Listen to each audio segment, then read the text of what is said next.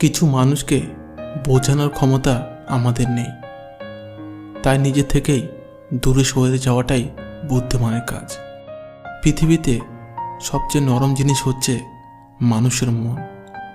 এটা ভাঙতে কোনো হাতুড়ির প্রয়োজন হয় না, শুধু মুখের কয়েকটি অবহেলিত ভাষাই যথেষ্ট। পৃথিবীতে সবচেয়ে আপন হলো মা।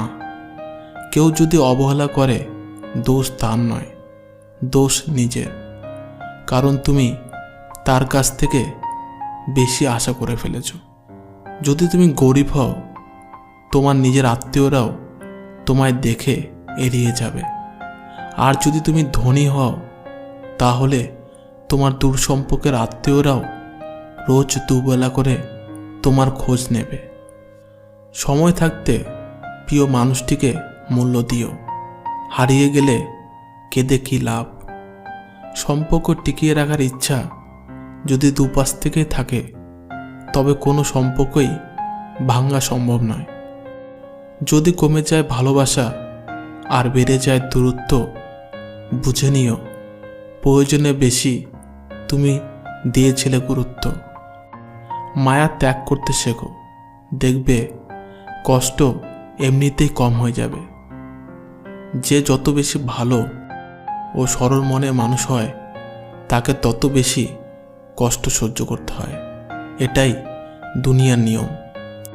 নিজেকে এমনভাবে তৈরি করো যে তোমার ছেড়ে গেছে সে যেন তোমার জীবনে ফিরে আসার জন্য আফসোস করে।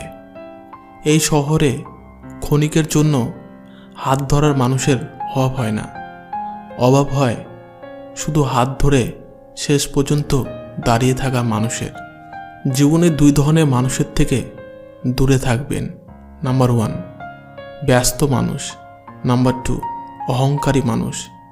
কারণ ব্যস্ত মানুষেরা নিজের ইচ্ছা ছাড়া কথা বলবে না, আর অহংকারী মানুষেরা নিজের স্বার্থ ছাড়া পাশে থাকবে না। কিছু কিছু সম্পর্ক শেষ হয়েও হয় না। একজন হয়তো অনেক বদলে যায়, কিন্তু অন্যজন সেই সম্পর্কের বোঝাটা বয়ে বেড়ায় সারা জীবন। কাউকে মরার জন্য বিষের প্রয়োজন হয় না, ছোট ছোট অবহেলাগুলি যথেষ্ট। গুরুত্ব তাকেই দিও যে তোমার মূল্যটা বোঝে।